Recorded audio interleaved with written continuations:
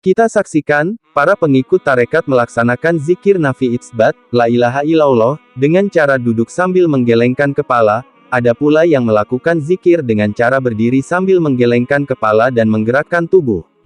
Bahkan dalam tarekat Maulawiyah yang didirikan oleh Maulana Jalaluddin Ar-Rumi, zikir dilakukan sambil terus menari. Zikir seperti inilah yang ditegur oleh dakwah sunnah. Lalu bagaimana tanggapan Ustadz Dr. Firanda Andirja MA?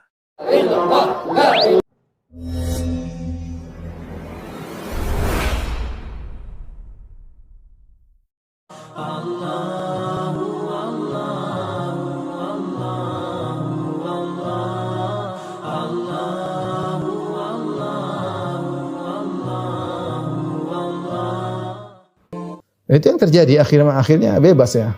Akhirnya mereka ini yang menyuruh kepada bid'ah-bid'ah ini tidak bisa mengingkari yang lainnya.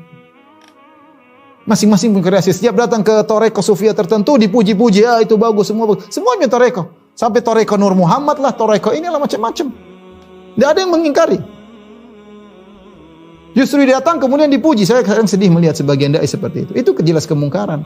Kenapa Anda datang kemudian memuji? Anda mengingkari. Anda akan ditanya oleh Allah pada hari kiamat kelak. Saudara-saudara Anda di atas kebatilan tidak Anda tegur. Anda malah mendukung, malah muji-muji. Makanya saya tidak lihat, ikhwan, mohon maaf, saya tidak melihat maksudnya dakwah yang benar-benar berusaha memurnikan kemudian menegur ini salah, itu salah, kecuali dakwah sunnah. Yang lain dibiarin, mau zikir, mau kayak apa, mau joget-joget, mau loncat-loncat, tidak ada yang tegur. Mau solawat sambil joget-joget, mau salawat sambil dangdutan, nggak ada yang tegur. Yang tegur cuma ahlu sunnah. Karena mau tegur bagaimana itu kreasi, menurut mereka baik mau diapain. Ya. Joget boleh, musik boleh, solawatan boleh, bikin mix, jadi selesai. Ya itu semua ya masing-masing. Tadi saya katakan bahwasanya ada pertanggungjawaban di hadapan Allah Subhanahu Wa Taala, di mana kita berusaha memperjuangkan kemurnian dakwah Nabi Muhammad Sallallahu Alaihi Wasallam dan para sahabat. Ketika kita buka pintu bid'ah ini, nambah kurangnya orang-orang sebebas-bebasnya berkreasi. Ketika kita punya ide agar Islam ini lebih murni, kita ingin orang berdalil Al-Quran dan Sunnah, kata mereka itu nggak benar, nggak boleh. Ya gimana? Kalau semua orang punya kreasi, saya anggap saya punya kreasi baru. Kreasi baru saya adalah, taruhlah dianggap baru, saya ingin orang beribadah di atas Al-Quran dan Sunnah. Mereka tidak setuju. Jangan diikat dengan Al-Quran dan Sunnah. Kita ingin bebas, ya, repot. Sampai banyak perkara-perkara yang di zaman Nabi tidak ada, sekarang dianggap wajib. Subhanallah. Di zaman Nabi nggak ada loh. Tidak pernah dikerjakan oleh satu seorang sahabat pun nggak ada. Zaman sekarang dianggap wajib. Kalau perkara dunia bebas. Antum a'lamu bi umuri dunyakum, kata Nabi, kalian lebih tahu perkara dunia. Silakan berkreasi. Kita justru perkara dunia ingin kreasi yang bermanfaat bagi kaum muslimin, bagi bangsa dan negara, bagi masyarakat dunia secara umum. Lakukan. Ya. Kalau ibadah mau kreasi bagaimana? Sudah. Apakah yang diajarkan oleh Nabi masih kurang? Makanya apa kata Imam Malik? Ya, man istahsana bid'atan faqad za'ama anna Muhammadan khana risalah. Barang siapa yang menganggap baik suatu bid'ah, maka dia telah menganggap Nabi Muhammad telah mengkhianati risalah. Yaitu ada yang disembunyikan oleh Nabi sallallahu alaihi wasallam. Ya.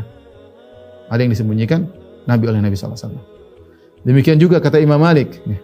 Faman lam yakun yauma idzin dinan falan yakunal yauma din. Apa yang di zaman Nabi Muhammad bukan agama, tidak mungkin sekarang jadi agama, mustahil. Yang zaman Nabi bukan agama, sekarang jadi agama, berarti enggak benar. Berarti ada yang agama yang Nabi tidak tahu, kita tahu. Ada agama yang Nabi para sahabatnya tidak kerjakan, kamu kerjakan sekarang.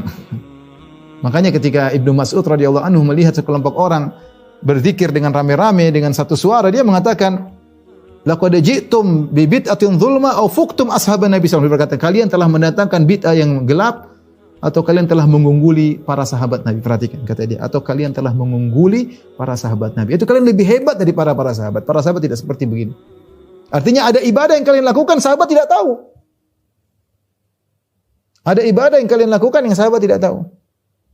Ini kita bicara ritual ya. Kalau masalah sarana ya enggak ada masalah, karena itu bukan tujuannya, seperti Zoom, seperti mikrofon. Itu namanya sarana, seperti belajar nahwu sharaf itu sarana, belajar ilmu jarh wa ta'dil itu sarana, pondok itu sarana, jembatan itu sarana. Kita tidak bicara itu, kita bicara bentuk ibadah baru yang merupakan tujuan dan ritual. Ya.